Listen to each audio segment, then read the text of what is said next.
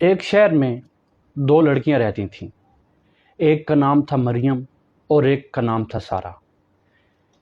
مریم ایک روشن خیال اور دیانتدار لڑکی تھی جو مانتی تھی کہ دوسروں کی مدد کرنا اصل زندگی ہے۔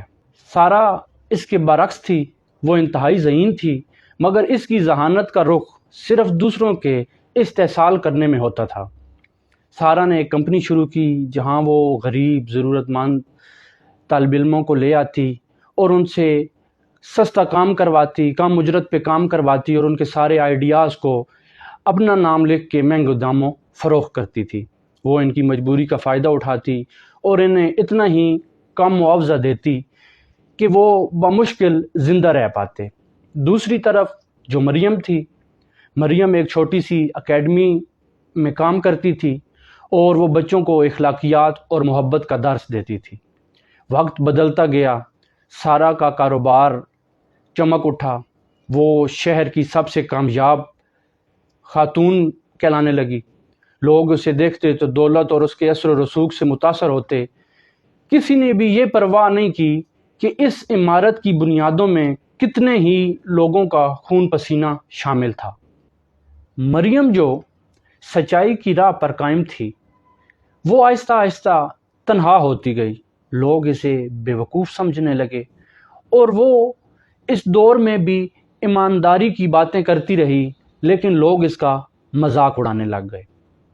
سارہ کی کامیابی دیکھ کر معاشرے کے دوسرے نوجوانوں نے بھی یہی کہا کہ اگر سارہ دوسروں کا حق مار کر کامیاب ہو سکتی ہے تو ہم کیوں محنت کریں۔ دیکھتے ہی دیکھتے پورا شہر ایک دوڑ میں لگ گیا۔ دکانداروں نے گاہکوں کا، افسروں نے ماتحتوں کا اور دوستوں نے دوستوں کا استحصال کرنا شروع کر دیا۔ مریم نے بہت کوشش کی کہ لوگوں کو روکے، مگر اس کی آواز کسی کے کانوں تک نہ پہنچی۔ آخر کار مریم کی اکیڈمی بند ہو گئی، کیونکہ وہ جو سبق یا نصاب پڑھا رہی تھی وہ اس معاشرے میں کوئی بھی لینے کو تیار نہ تھا۔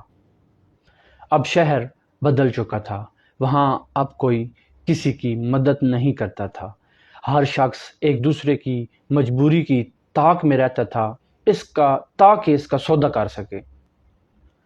اعتماد ختم ہو چکا تھا، بھائی چارہ مٹ چکا تھا، ہر طرف خود غرضی اور خوف کا لالچ تھا۔ جو معاشرہ کبھی انسانیت کے لیے مشہور تھا، اس میں بس اب شکاری ہی شکاری بستے تھے۔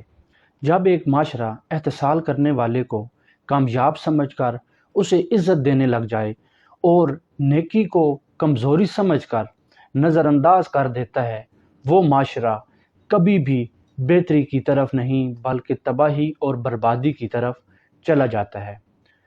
ہمیں بھی یہ دیکھنا چاہیے کہ کہاں پر کس کے حقوق کو روندا جا رہا ہے، کس کے حقوق کو پامال کیا جا رہا ہے، ان کو روکنے کی بھی کوشش کرنی چاہیے، اور جو ہمارے ساتھ احتسال کر رہے ہیں ان کو بھی روکنا چاہیے۔ اگر ہم آج دوسروں کے حق کو مارنے والے کو ٹیلنٹڈ کہنا نہیں چھوڑیں گے تو کل ہمارا معاشرہ رہنے کے قابل نہیں ہوگا۔